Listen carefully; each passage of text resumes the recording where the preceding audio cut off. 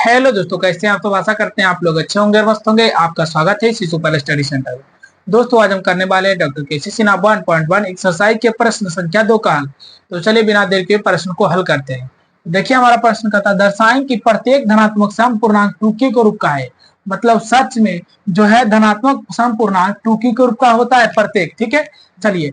एवं प्रत्येक धनात्मक विषम पूर्णांक 2k+1 के रूप का होता है। और सच में प्रत्येक जो विषम धनात्मक पूर्णांक होता है वो 2k+1 के रूप का होता है। ऐसा क्यों होता है आप लोग को बताएंगे जरूर, ध्यान दीजिएगा। आगे प्रश्न कहता है जहां q एक क्या है, पूर्णांक है। q एक क्या है, पूर्णांक है। जैसे यहाँ पर समझते हैं ये 2q जो है सम पूर्णांक के रूप का काहे है। चलिए यहाँ पर थोड़ा सा समझ लेते हैं। जैसे 2q है, चलिए यहाँ पर q क्या है, एक पूर्णांक है, धनात्मक पूर्णांक है। तो q का मान बांध रखिए, तो देखिए क्या प्राप्त हुआ, 2। 2 कैसी संख्या है, तो सम धनात्मक पूर्णांक है। 2 के सामने 2 रहने दीजिए, q का मान है 2 रहते हैं, तो 2 दूना कितना हो जाएगा, 4 हो जाएगा। अचार कैसी संख्या है, तो सम धनात्मक पूर्णांक है। चलिए 2 तो दूर आ जाएगा। q का मान अगर आप 3 लेते हैं तो द्वितीय कितना हो जाएगा, 6। मतलब आप q का मान कुछ भी रखिए, 0 को छोड़कर सम धनात्मक पूर्णांक लेना है खाली। ठीक है, तो यहाँ पर देखिए, यहाँ पर q का मान आप धनात्मक पूर्णांक कोई भी ले लीजिए, जब भी आएगा तो सम धनात्मक पूर्णांक रहे। तो इससे आप लोग को पता चल गया कि 2q के रूप का जो होगा वो सम धनात्मक पूर्णांक के रूप का होगा। चलिए अब यहाँ पर समझते हैं 2q+1 जो है ये विषम पूर्णांक के रूप का होगा। प्रत्येक प्रत्येक संख्या जो होगा, ध्यान दीजिएगा, 2q+1 ना जी। तो चलिए यहाँ पर 2 तो दूर आने देते, q का मान 1 रखते हैं। क्या रखते हैं, 1 रखते हैं। आप +1 चेक कर लेते हैं। यहाँ पर 2 × 2 + 1, बताइए 2 1 कितना हो जाएगा, 3। 3 का ऐसी संख्या तो विषम धनात्मक पूर्णांक के रूप का। ठीक है, चलो उसी प्रकार दूर आने दीजिए। q का मान अभी 2 लेते हैं, कितना लेते हैं, 2 लेते हैं। प्लस तो प्लस, 1 तो 1 रह जाएगा। 2 दूना 4 कितना हो जाएगा, 5। 5 बताइए कैसी संख्या है, तो विषम धनात्मक पूर्णांक है। ठीक है, चलिए यहाँ पर 2 तो दूर आने देते हैं। q का मान अब की बार 3 ले लेते हैं। ठीक है, अब प्लस तो प्लस, 1 तो 1 लिख देंगे। ठीक है, द्वितीय कितना हो जाएगा, 6। 6 कितना हो जाएगा, 7।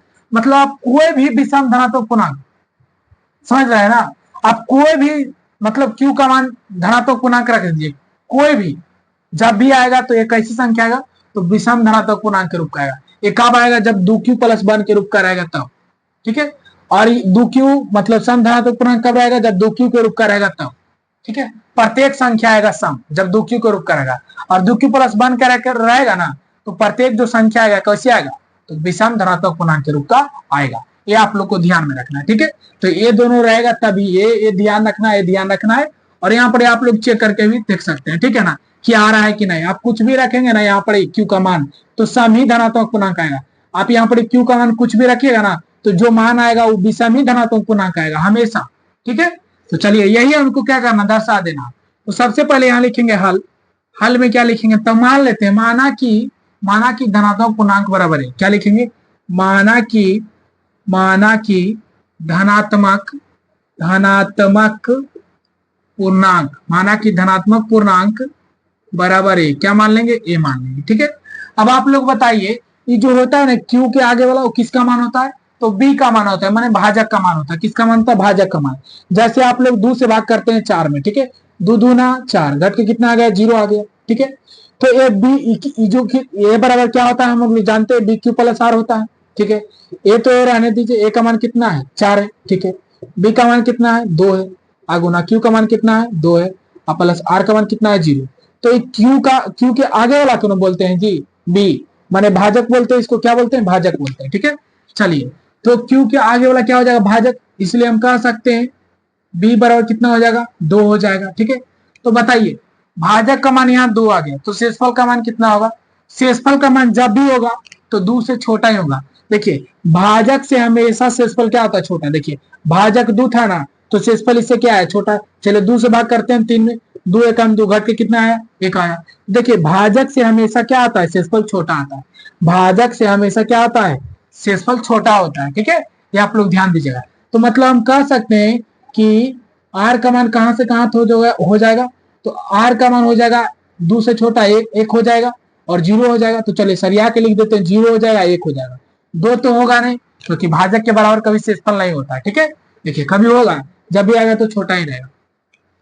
अब यहाँ क्या लिखेंगे, तो a बराबर bq+r लिखेंगे, या पहले लिख दीजिए यूक्लिड विभाजन परिमेयिका से, कोई दिक्कत नहीं है। यहाँ लिखेंगे यूक्लिड विभाजन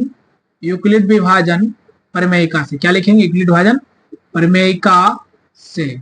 इस प्रकार से आप लोग को क्या करना, लिख देना है। तो आप लोग जानते हैं यूक्लिड भाजन प्रमेय का a बराबर बी क्यू प्लस आर होता है। चलिए अब यहाँ पर क्या करेंगे, तो r का मान 0 लेते हैं। सबसे पहले क्या लिखेंगे, तो जब r बराबर 0, जब r बराबर 0, r का मान क्या लेते हैं, 0 लेते हैं। तो a के सामने a रहने दीजिए, b के कितना मान रखेंगे, 2 रखेंगे, और q तो q रहने देंगे, ये तो हमें दर्शाना ही है।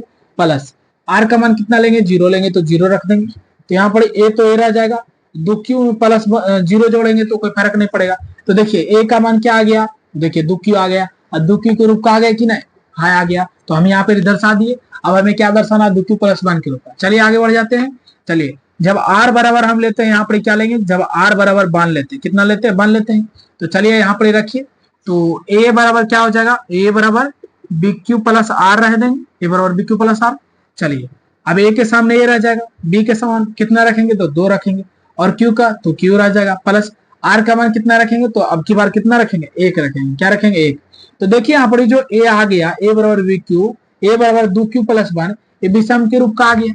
हम यहाँ पर क्या कर दिए, दर्शा दिए। तो आप लास्ट में क्या लिखेंगे, अतः